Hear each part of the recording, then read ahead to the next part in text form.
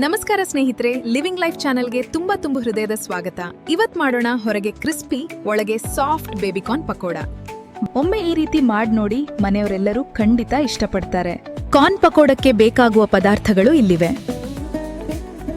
ರುಚಿಕರವಾದ ಪಕೋಡವನ್ನ ತಯಾರಿಸಲು ಇವೆಲ್ಲ ಬೇಕು.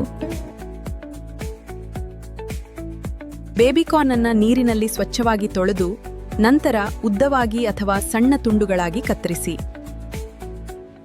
ಬೌಲ್ನಲ್ಲಿ ಕಡಲೆ ಹಿಟ್ಟು, ಅಕ್ಕಿ ಹಿಟ್ಟು, ಖಾರದ ಪುಡಿ, ಅರಿಶಿನ, ಗರಂ ಮಸಾಲೆ, ಜೀರಿಗೆ, ಶುಂಠಿ ಬೆಳ್ಳುಳ್ಳಿ ಪೇಸ್ಟ್, ಈರುಳ್ಳಿ, ಹಸಿಮೆಣಸಿನಕಾಯಿ, ಕೊತ್ತಂಬರಿ ಮತ್ತು ಉಪ್ಪು ಸೇರಿಸಿ ಚೆನ್ನಾಗಿ ಮಿಶ್ರಣ ಮಾಡಿ ಸ್ವಲ್ಪ ನೀರು ಹಾಕ್ತಾ ದಪ್ಪವಾದ ಹಿಟ್ಟನ್ನ ತಯಾರಿಸಿ. ಬೇಬಿಕಾರ್ನ್ ಮೇಲೆ ಮಸಾಲೆ ಹಿಟ್ಟು ಚೆನ್ನಾಗಿ ಅಂಟ್ಕೊಳ್ಳುವಂತೆ ಕಲಸಿ.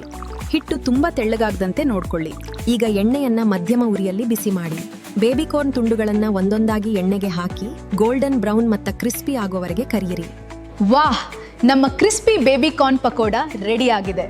ಹೊರಗೆ ತುಂಬಾ ಕ್ರಿಸ್ಪಿ, ಒಳಗೆ ರುಚಿಕರವಾಗಿ ಸಾಫ್ಟ್. ಬಿಸಿ ಬಿಸಿ ಬೇಬಿಕಾರ್ನ್ ಪಕೋಡ ಗರಿಗರಿಯಾಗಿದೆ.